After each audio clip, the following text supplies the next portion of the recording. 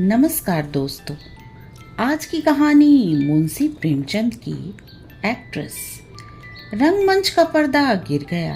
तारा देवी ने शकुंतला का पाठ खेलकर दर्शकों को मुग्ध कर दिया था। जिस वक्त वो शकुंतला के रूप में राजा दुष्यंत के सम्मुख खड़ी ग्लानि, वेदना और तिरस्कार से उत्तेजित भाव को आग्नेय शब्दों में प्रकट कर रही थी, दर्शक वृंद शिष्टता के नियमों की उपेक्षा करके मंच की ओर उन्मत्तों की भांति दौड़ पड़े थे और तारा देवी का यशोगान करने लगे थे। कितने ही तो स्टेज पर चढ़ गए और तारा देवी के चरणों पर गिर पड़े। सारा स्टेज फूलों से पट गया, आभूषणों की वर्षा होने लगी। यदि उसी क्षण मेनका का विमान नीचे आकर उसे उड़ा न ले जाता तो कदाचित उस धक्कम धक्के में 10-5 आदमियों की जान पर बन जाती। मैनेजर ने तुरंत आकर दर्शकों को गुण ग्राहकता का धन्यवाद दिया और वादा किया कि दूसरे दिन फिर वही तमाशा होगा। तब लोगों का मुहान्माद शांत हुआ, मगर एक युवक उस वक्त भी मंच पर खड़ा रहा। लंबे कद का था, तेजस्वी मुद्रा, कुंदन सा देवताओं का सा स्वरूप, गठी हुई देह, मुख से एक ज्योति सी प्रस्फुटित हो रही थी। कोई राजकुमार मालूम होता था। जब सारे दर्शकगण बाहर निकल गए, उसने मैनेजर से पूछा, क्या तारा देवी से एक क्षण के लिए मिल सकता हूँ? मैनेजर ने उपेक्षा के भाव के साथ कहा, हमारे यहाँ ऐसा नियम नहीं है। युवक ने फिर पूछा, क्या आप मेरा कोई पत्र उनके पास भेज सकते हैं? मैनेजर ने उसी उपेक्षा के भाव से कहा, जी नहीं, क्षमा कीजिएगा, यह हमारे नियमों के विरुद्ध है। युवक ने और कुछ न कहा, निराश होकर स्टेज के नीचे उतर पड़ा और जाना ही चाहता था कि मैनेजर ने पूछा, जरा ठहर जाइए, आपका कार्ड? युवक ने जेब से कागज का एक टुकड़ा निकालकर कुछ लिखा और दे दिया। मैनेजर ने पुर्जे को उड़ते हुई निगाह से देखा। कुंवर निर्मलकांत चौधरी, OBE। मैनेजर की कठोर मुद्रा कोमल हो गई। कुंवर निर्मलकांत शहर के सबसे बड़े रईस और तल्लुकेदार, साहित्य के उज्जवल रत्न, संगीत के सिद्धहस्त आचार्य, उच्च कोटि के विद्वान, 8-10 लाख सालाना के नफेदार, जिनके दान से देश की कितनी ही संस्थाएं चलती थीं, इस समय एक क्षुद्र प्रार्थी के रूप में खड़े थे। मैनेजर अपने उपेक्षा भाव पर लज्जित हो गया। विनम्र शब्दों में बोला, क्षमा कीजिएगा, मुझसे बड़ा अपराध हुआ। मैं अभी तारा देवी के पास हुजूर का कार्ड लिए जाता हूँ। कुंवर साहब ने उससे रुकने का इशारा करके कहा, नहीं, अब रहने ही दीजिए, मैं कल 5 बजे आऊँगा। इस वक्त तारा देवी को कष्ट होगा, ये उनके विश्राम का समय है। मैनेजर, मुझे विश्वास है कि वह आपके खातिर इतना कष्ट सहर्ष सह लेंगी। मैं 1 मिनट में आता हूँ। किंतु कुंवर साहब अपना परिचय देने के बाद अपनी आतुरता पर संयम का पर्दा डालने के लिए विवश थे। मैनेजर को सज्जनता का धन्यवाद दिया और कल आने का वादा करके चले गए। तारा एक साफ सुथरे और सजे हुए कमरे में मेज के सामने किसी विचार में मग्न बैठी थी। रात का वो दृश्य उसकी आंखों के सामने नाच रहा था। ऐसे दिन जीवन में बार बार आते हैं। कितने मनुष्य उसके दर्शनों के लिए विकल हो रहे हैं, बस एक दूसरे पर पट पड़ते थे। कितनों को उसके पैरों से ठुकरा दिया था, हाँ, ठुकरा दिया था, मगर उस समूह में केवल एक दिव्य मूर्ति अविचलित रूप से खड़ी थी। उसकी आंखों में कितना गंभीर अनुराग था, कितना दृढ़ संकल्प। ऐसा जान पड़ता था मानो दोनों नेत्र उसके हृदय में चुभे जा रहे हों। आज फिर उस पुरुष के दर्शन होंगे या नहीं, कौन जानता है। लेकिन यदि आज उसके दर्शन हुए तो तारा उनसे एक बार बातचीत किए बिना न जाने देगी। ये सोचते हुए उसने आईने की ओर देखा। कमल का फूल सा खिला था। कौन कह सकता था कि वो नव विकसित पुष्प 33 वसंतों की बहार देख चुका है। वो कांति, वो कोमलता, वो चपलता, वो माधुर्य किसी नौ यौवना को लज्जित कर सकता था। तारा बस एक बार फिर हृदय में प्रेम दीपक जला बैठी। आज से 20 साल पहले एक बार उसको प्रेम का कटु अनुभव हुआ था। तब से वह एक प्रकार का वैधव्य जीवन व्यतीत करती रही। कितने प्रेमियों ने अपना हृदय उसके उसको भेंट करना चाहा था, पर उसने किसी की ओर आंख उठाकर भी न देखा था। उसे उनके प्रेम में कपट की गंध आती थी, मगर आज उसका संयम उसके हाथ से निकल गया। एक बार फिर आज उसे ये हृदय में उसी मधुर वेदना का अनुभव हुआ जो 20 साल पहले हुआ था। एक पुरुष का सौम्य स्वरूप उसकी आंखों में बस गया, हृदय पट पर खिंच गया। उसे वह किसी तरह भूल न सकती थी। उसी पुरुष को उसने मोटर पर जाते देखा होता तो कदाचित उधर ध्यान भी न करती, पर उसे अपने सम्मुख प्रेम का उपहार हाथ में लिए देखकर वो स्थिर न रह सकी। सहसा दाई ने आकर कहा, बाई जी, रात की सब चीजें रखी हुई हैं, कहिए तो लाऊं? तारा ने कहा, नहीं, मेरे पास चीजें लाने की जरूरत नहीं, मगर ठहरो, क्या क्या चीजें हैं? एक ढेर तो लगा है बाई जी, कहाँ तक गिनाऊं? अशर्फियाँ हैं, ब्रूचेस, बाल के पिन, बटन, लॉकेट, अंगूठियाँ, सभी तो हैं। एक छोटे से डिब्बे में एक सुंदर हार है, मैंने आज तक वैसा हार नहीं देखा। सब संदूक में रख दिया है। अच्छा, वो संदूक मेरे पास ला। दाई ने संदूक लाकर मेज पर रख दिया। उधर एक लड़के ने एक पत्र लाकर तारा को दिया। तारा ने पत्र को उत्सुक नेत्रों से देखा। कुंवर निर्मल कांत, OBE। लड़के ने पूछा, यह पत्र किसने दिया? वह तो नहीं पता, जो रेशमी साफा बांधे हुए थे, शायद उन्होंने ही दिया है। लड़के ने केवल इतना कहा, मैनेजर साहब ने दिया है, और लपका हुआ बाहर चला गया। संदूक में सबसे पहले डिब्बा नजर आया। तारा ने उसे खोला तो सच्चे मोतियों का सुंदर हार था। डिब्बे में एक तरफ एक कार्ड भी था। तारा ने लपक कर उसे निकाल लिया और पढ़ा, कुंवर निर्मल कांत। कार्ड उसके हाथ से छूटकर गिर पड़ा। वो झपट कर कुर्सी से उठी और बड़े वेग से कई कमरों और बरामदों को पार करती हुई मैनेजर के सामने आकर खड़ी हो गई। मैनेजर ने खड़े होकर उसका स्वागत किया और बोला, मैं रात की सफलता पर आपको बधाई देता हूँ। तारा ने खड़े खड़े पूछा, कुंवर निर्मलकांत क्या बाहर हैं? लड़का पत्र देकर भाग गया। मैं उससे कुछ पूछ न सकी। कुंवर साहब तो रात ही तुम्हारे चले जाने के बाद मिले थे, तो आपने उसी वक्त मेरे पास क्यों न भेज दिया? मैनेजर ने दबी जबान में कहा, मैंने समझा तुम आराम कर रही होगी, कष्ट देना उचित न समझा। और भाई, साफ बात यह है कि मैं डर रहा था कहीं कुंवर साहब को तुमसे मिलाकर तुम्हें खो न बैठूं। अगर मैं औरत होता तो उसी वक्त उनके पीछे हो लेता। ऐसा देवरूप पुरुष मैंने आज तक नहीं देखा। वही जो रेशमी साफा बांधे खड़े थे तुम्हारे सामने, तुमने भी तो देखा था। तारानमा ने अर्ध निद्रा की दशा में कहा, हाँ, देखा तो था। क्या वो फिर आएंगे? हाँ, आज शाम 5 बजे। बड़े विद्वान आदमी हैं और इस शहर के सबसे बड़े रईस। आज मैं रिहर्सल में ना आऊँगी, कुंवर साहब आ रहे होंगे। तारा आईने के सामने बैठी है, दाई उसका श्रृंगार कर रही है। श्रृंगार भी उस जमाने में एक विद्या है। पहले परिपाटी के अनुसार ही श्रृंगार किया जाता था। कवियों, चित्रकारों और रसिकों ने श्रृंगार की मर्यादा सी बांध दी थी। आंखों के लिए काजल लाजमी था, हाथों के लिए मेहंदी, पाँव के लिए महावर, एक एक अंग, एक एक आभूषण के लिए निर्दिष्ट था। आज वो परिपाटी नहीं रही।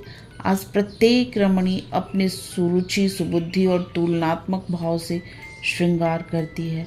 उसका सौंदर्य किस उपाय से आकर्षकता की सीमा तक पहुंच सकता है, यही उसका आदर्श होता है। तारा इस कला में निपुण थी। वो 15 साल से इस कंपनी में थी और ये समस्त जीवन उसने पुरुषों के हृदय से खेलने ही में व्यतीत किया था। किस चितवन से, किस मुस्कान से, किस अंगड़ाई से, किस तरह केशों को बिखेर देने से दिलों का कत्लेआम हो जाता है, इस कला में कौन उससे बढ़कर हो सकता था। आज उसने चुन चुन कर आजमाए हुए तीर तरकस से निकाले, और जब अपने अस्त्रों से सज कर वह दीवान खाने में आई तो जान पड़ा मानो संसार का सारा माधुर्य उसकी बलाएं ले रहा है। वो मेज के पास खड़ी होकर कुंवर साहब का कार्ड देख रही थी। उसके कान मोटर की आवाज़ की ओर लगे हुए थे। वो चाहती थी कि कुंवर साहब इसी वक्त आ जाएं और उसे इसी अंदाज में खड़े देखें। इसी अंदाज से वो अपने अंग प्रत्यंगों की पूर्ण छवि देख सकते थे। उसने अपनी श्रृंगार कला से काल पर विजय पा ली थी। कौन कह सकता है कि यह चंचल नव यौवना उस अवस्था को पहुंच चुकी है जब हृदय को शांति की इच्छा होती है। वो किसी आश्रम के लिए आतुर हो उठता है और उसका अभिमान नम्रता के आगे सिर झुका देता है। तारा देवी को बहुत इंतजार न करना पड़ा। कुंवर साहब शायद मिलने के लिए उससे भी उत्सुक थे। 10 ही मिनट के बाद उनकी मोटर की आवाज़ आई। तारा संभल गई। एक क्षण में कुंवर साहब ने कमरे में प्रवेश किया। तारा शिष्टाचार के लिए हाथ मिलाना भी भूल गई। प्रौढ़ावस्था में भी प्रेमी की उद्विग्नता और असावधानी कुछ कम नहीं होती। वो किसी सलज्ज युवती की भांति सिर झुकाए खड़ी रही। कुंवर साहब की निगाह आते ही उसकी गर्दन पर पड़ी। वो मोतियों का हार जो उन्होंने रात को भेंट किया था चमक रहा था। कुंवर साहब को इतना आनंद और कभी न हुआ। उन्हें एक क्षण के लिए ऐसा जान पड़ा मानो उसके जीवन की सारी अभिलाषा पूर्ण हो गई। बोले, मैंने आपको आज इतने सवेरे कष्ट दिया, क्षमा कीजिएगा। ये तो आपके आराम का समय होगा। तारा ने सिर से खिसकती हुई साड़ी को संभाल कर कहा, इससे ज़्यादा आराम और क्या हो सकता है कि आपके दर्शन हुए। मैं इस उपहार के लिए आपको मनो धन्यवाद कर देती हूँ। अब तो कभी कभी मुलाकात होती रहेगी। निर्मलकांत ने मुस्कुराकर कहा, कभी कभी नहीं, रोज। आप चाहे मुझसे मिलना पसंद न करें, पर एक बार इस ड्योढ़ी पर सिर को झुका ही जाऊंगा। तारा ने भी मुस्कुराकर उत्तर दिया, उसी वक्त तक जब तक कि मनोरंजन की कोई नई वस्तु नजर ना आ जाए। क्यों? मेरे लिए मनोरंजन का विषय नहीं, जिंदगी और मौत का सवाल है। हाँ, तुम इसे विनोद समझ सकती हो, मगर कोई परवाह नहीं। तुम्हारे मनोरंजन के लिए मेरे प्राण भी निकल जाएं तो मैं अपना जीवन सफल समझूंगा। दोनों तरफ से इस प्रीति को निभाने के वादे हुए। फिर दोनों ने नाश्ता किया और कल भोज का न्योता देकर कुंवर साहब विदा हुए। 1 महीना गुजर गया। कुंवर साहब दिन में कई कई बार आते। उन्हें एक क्षण का वियोग भी असह्य था। कभी दोनों बजरे पर दरिया की सैर करते, कभी हरी हरी घास पर पार्कों में बैठे बातें करते, कभी गाना बजाना होता। नित्य नए प्रोग्राम बनते थे। सारे शहर में मशहूर था कि ताराबाई ने कुंवर साहब को फांस लिया और दोनों हाथों से संपत्ति लूट रही है। पर तारा के लिए कुंवर साहब का प्रेम ही एक ऐसी संपत्ति थी जिसके सामने दुनिया भर की दौलत हेय थी। उन्हें अपने सामने देखकर उसे किसी वस्तु की इच्छा न होती थी। मगर 1 महीने तक इस प्रेम के बाजार में घूमने पर भी तारा को वो वस्तु न मिली जिसके लिए उसकी आत्मा लोलुप हो रही थी। वो कुंवर साहब से प्रेम की अपार और अतुल प्रेम की, सच्चे और निष्कपट प्रेम की बातें रोज सुनती थी, पर उसमें विवाह का शब्द न आने पाता था। मानो प्यासे को बाजार में पानी छोड़कर और सब कुछ मिलता हो। ऐसे प्यासे को पानी के सिवा और किस चीज़ की तृप्ति हो सकती है? प्यास बुझाने की बात संभव है और चीज़ों की तरफ उसकी रुचि हो, पर प्यासे के लिए तो पानी सबसे मूल्यवान पदार्थ है। वो जानती थी कि कुंवर साहब उसके इशारे पर प्राण तक दे देंगे, लेकिन विवाह की बात क्यों उसकी जुबान से नहीं निकलता? क्या इस विषय का कोई पत्र लिखकर अपना आशय कह देना संभव था? फिर क्या वह उसको केवल विनोद की वस्तु बनाकर रखना चाहते हैं? यह अपमान उससे न सहा जाएगा। कुंवर ने एक इशारे पर वह आग में कूद सकती थी, पर यह अपमान उसके लिए असह्य था। किसी शौकीन रईस के साथ वह इससे कुछ दिन पहले शायद 1-2 महीने रह जाती, पर उसे नोच खसोट कर अपनी राह लेती। किंतु प्रेम का बदला प्रेम है। कुंवर साहब के साथ वह यह निर्लज्ज जीवन न व्यतीत कर सकती थी। उधर कुंवर साहब के भाई बंद भी गाफिल न थे। वे किसी भांति उन्हें ताराबाई के पंजे से छुड़ाना चाहते थे। कहीं कुंवर साहब का विवाह ठीक कर देना ही एक ऐसा उपाय था जिससे सफल होने की आशा थी, और यही उन लोगों ने किया। उन्हें यह भय तो न था कि कुंवर साहब इस एक्ट्रेस से विवाह करेंगे। हाँ, यह भय अवश्य था कि कहीं रियासत का कोई हिस्सा उसके नाम न कर दें या उसके आने वाले बच्चों को रियासत का मालिक बना दे। कुंवर साहब पर चारों ओर से दबाव पड़ने लगा। यहाँ तक कि यूरोपीय अधिकारी ने भी उन्हें विवाह कर लेने की सलाह दी। एक दिन संध्या समय कुंवर साहब ने ताराबाई के पास जाकर कहा, तारा, देखो तुमसे एक बात कहता हूँ, इनकार न करना। तारा का हृदय उछलने लगा। बोली, कहिए, क्या बात है? ऐसी कौन सी वस्तु है जिसे आपकी भेंट करके मैं अपने को धन्य समझूं? बात मुंह से निकलने की देर थी। तारा ने स्वीकार कर लिया और हर्षोन्माद की दशा में रोती हुई कुंवर साहब के पैरों में गिर पड़ी। एक क्षण के बाद तारा ने कहा, मैं तो निराश हो चली थी, आपने बड़ी लंबी परीक्षा ली। कुंवर साहब ने जवान दांतों तले दबाई, मानो कोई अनुचित बात सुन ली हो।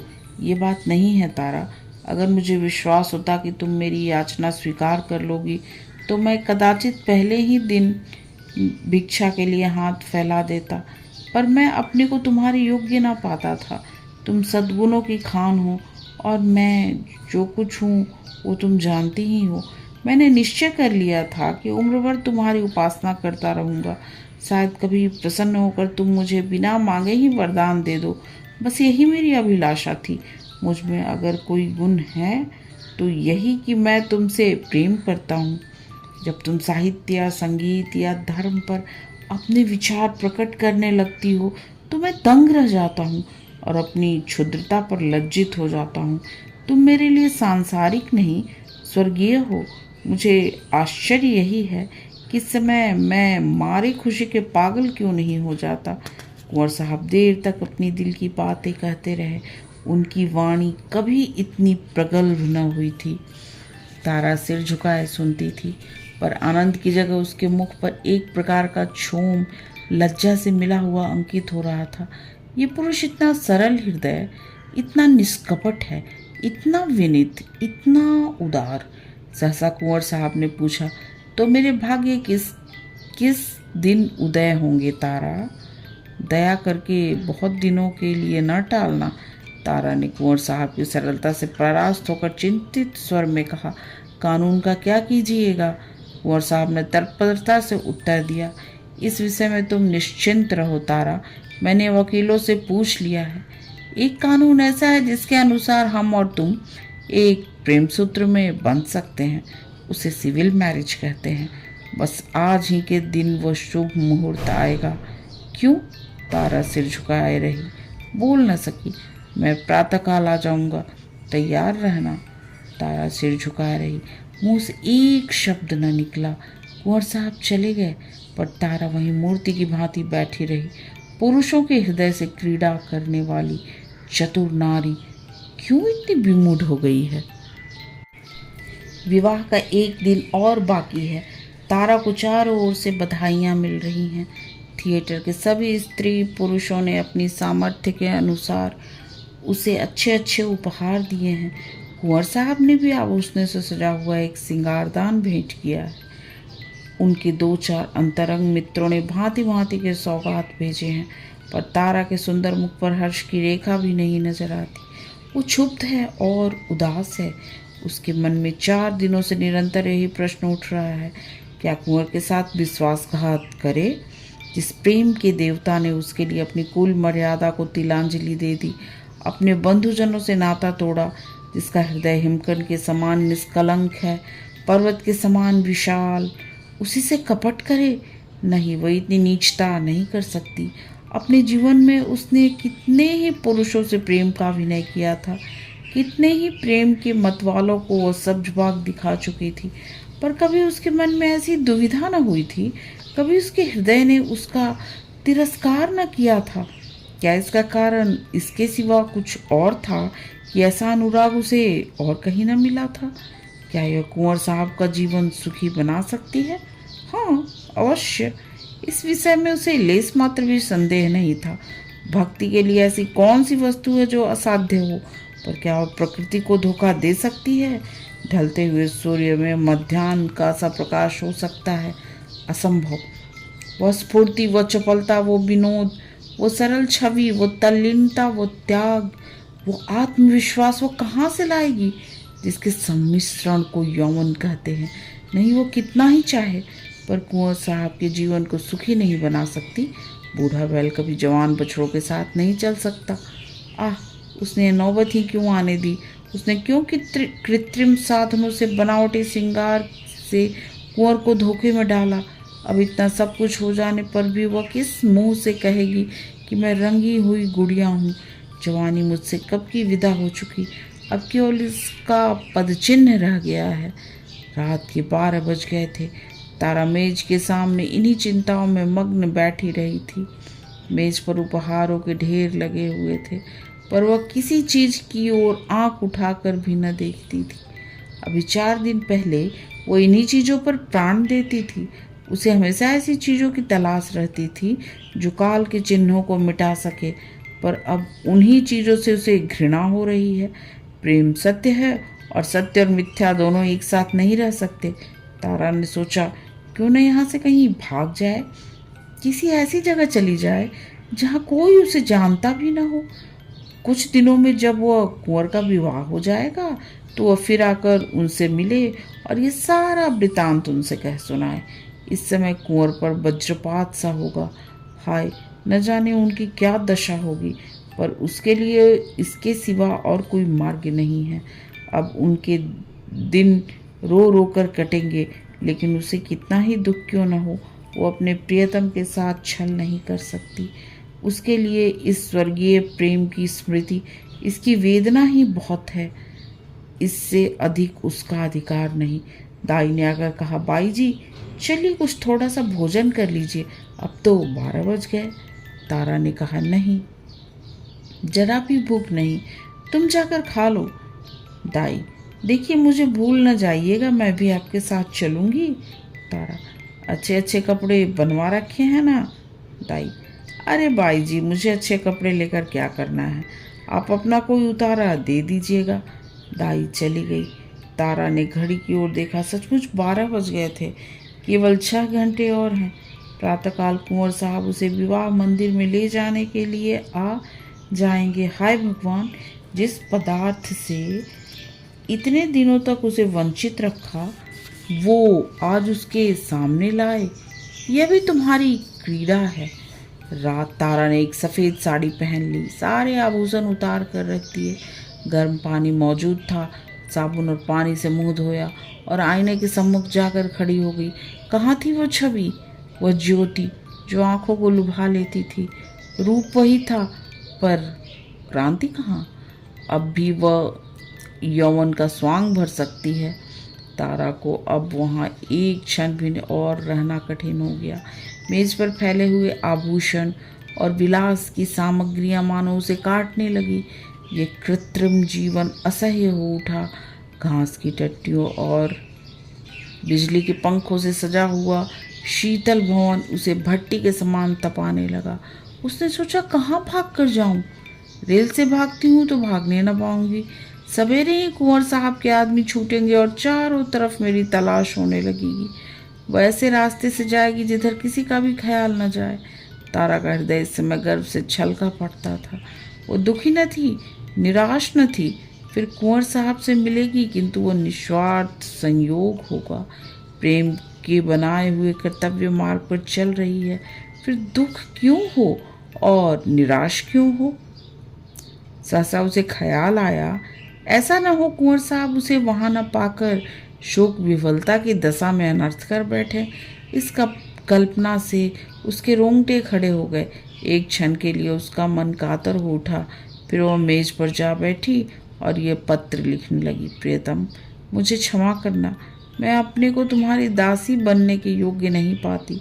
तुमने मुझे प्रेम का वो स्वरूप दिखा दिया जिसकी इस जीवन में मैं आशा न कर सकती थी। मेरे लिए इतना ही बहुत है। मैं जब तक जीऊँगी तुम्हारे प्रेम में मग्न रहूँगी। मुझे ऐसा जान पड़ रहा है कि प्रेम की स्मृति में प्रेम के भोग से कहीं अधिक माधुर्य और आनंद है।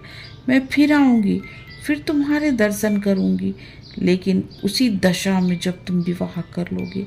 यही मेरे लौटने की शर्त है। मेरे प्राणों के प्राण, मुझसे नाराज न होना। ये आभूषण जो तुमने मेरे लिए भेजे थे अपनी ओर से नववधू के लिए छोड़े जाती हूँ केवल वो मोतियों के हार जो तुमने प्रेम का पहला उपहार दिया था अपने साथ लिए जाती हूँ। तुमसे हाथ जोड़कर कहती हूँ मेरी तलाश न करना, मैं तुम्हारी हूँ और सदा तुम्हारी रहूँगी। तुम्हारी तारा। ये पत्र लिखकर तारा ने मेज पर रख दिया, मोतियों का हार गले में डाला और बाहर निकल आई।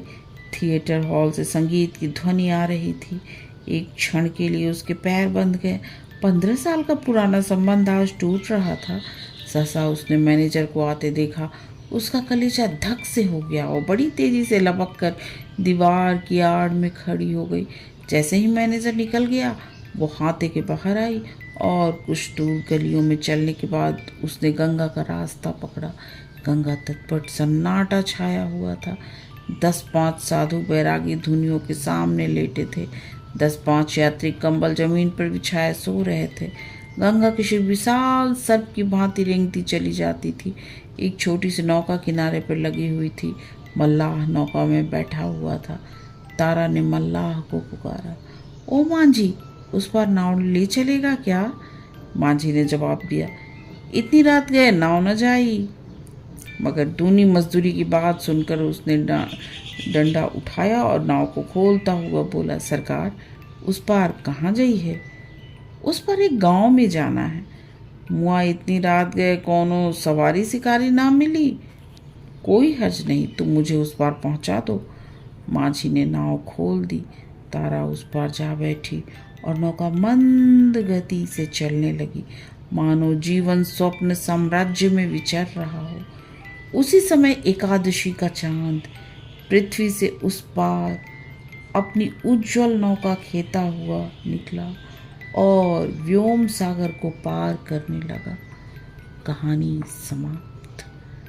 दोस्तों, अगर आपको कहानी अच्छी लगी तो प्लीज़ मेरे चैनल को सब्सक्राइब करें और हाँ, अपना कीमती समय देने और कहानी सुनने के लिए आप सबका बहुत बहुत धन्यवाद।